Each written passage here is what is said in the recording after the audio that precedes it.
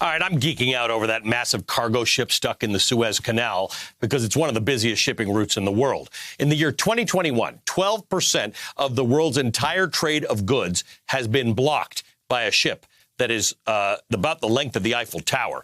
That's how much business the world does via the Suez Canal. Hundreds of cargo ships are waiting at sea on both sides of the canal. Others have rerouted around the Horn of Africa like they used to have to do in the 19th century, which adds more than a week to a ship's journey. This is a massively expensive traffic jam. An estimated $400 million is lost in trade every hour that this ship remains stuck. The operator says strong winds and a sandstorm grounded the Evergreen, and it may take weeks to dislodge her from the canal. But the Ever Given has given us a tidal wave of glorious memes, like the situation being explained by Austin Powers. One person asked, "Hey, is the Suez Canal really slow for anyone else right now?" The excavator trying to help you is you doing your best, and the ship is the crushing despair of everything from the past year. Someone else said, emotionally, I am the Suez Canal. And some ideas to unstick the stuck ship. How about you try to lift it up with balloons? And I wonder what Ross from Friends would do. Pivot! Pivot! Pivot! Shut up! Shut up! Shut up! Joining us now, Sal Mercogliano. He's a former merchant mariner. He's an associate professor of history at Campbell University and an adjunct professor at the U.S. Merchant Marine Academy. And he and I have been talking about this daily at this point. Sal, you and I talked yesterday, and you said this is not going to be a fast matter. For people who think that this is going to be done in a couple days, it's probably not going to be. What's the problem with everybody's suggestions about blowing it up or lifting it out or whatever? What's the difficulty in dislodging this ship? The difficulty is you make this tougher to get out with some of those suggestions. Removing the vessel has to be done in a very methodical manner. The danger in any salvage operation is you make the situation worse if you don't do it correctly. The Egyptians coming out today and saying that the vessel will be removed in 2 to 3 days, that's a political decision. That's not a salvage decision.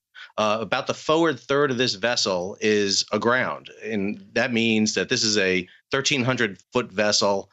It means it is lifted up out of the water, and just scooping sand out from the left side of the vessel is not enough. You have to worry about it rolling, and more importantly, you have to worry about putting too many stresses on it. As I mentioned to you the other day, this ship has rammed into Asia, and its stern is hung up on Africa, and it's dangling over the Suez Canal.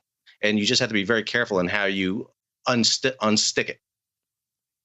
Sal, I mean, I think most people get most of their stuff off of a ship, but they don't know it, and they don't know what these ships are like and how big they are. And when you see this thing that is almost the size of the length of the Eiffel Tower and the cargo that's on it, it starts to make you understand how serious an issue is, because there are 185 ships like this behind it. Like you told me last time we talked that a few ships have been pulled out of the canal. What's the status of the world's shipping goods right now?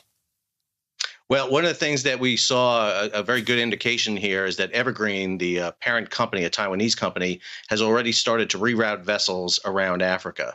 So you're adding an extra week onto that. The companies are thinking about adding a surcharge onto the cost to move those containers. It already costs you about $7,500 to move a single container. They're looking at adding surcharges. Those surcharges are going to be added onto consumers. That's where this is all going to go.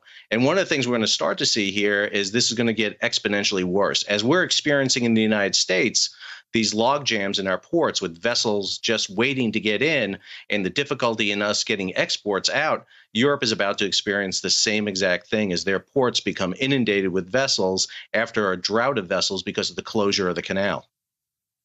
It's also a particularly relevant point you've made for fuel prices, because a lot of fuel that comes from Saudi Arabia makes its way through the Suez Canal. Yeah, right now we see our fuel prices spiking up at about 3%. There's actually a pipeline alongside the Suez Canal, and there's an option to pump off oil into that pipeline, but we don't see any of the operators doing that right now because it's a very expensive option. So they're waiting it out. They're waiting to see what the dredging and the salvage operation has. A good indication for us is going to be is when those vessels that are waiting in those anchorages, and particularly in the Great Bitter Lake, the lake in the middle of the canal, start pulling out and turning around. That's going to tell us that they realize that this is going to be a long time. Salvage company right now has kind of stopped talking. But one of the things they were talking about in the very beginning was this is going to be a very methodical, long process to get this vessel moved. They're very concerned about it rolling off the embankment it's on and putting a twisting motion on it. And again, they already have flooding in the forward part of the compartment, something that was confirmed by the operator this morning. So they have to worry about causing more damage to the vessel.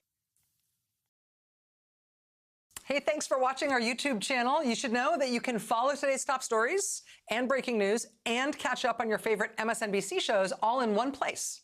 Download the NBC News app today.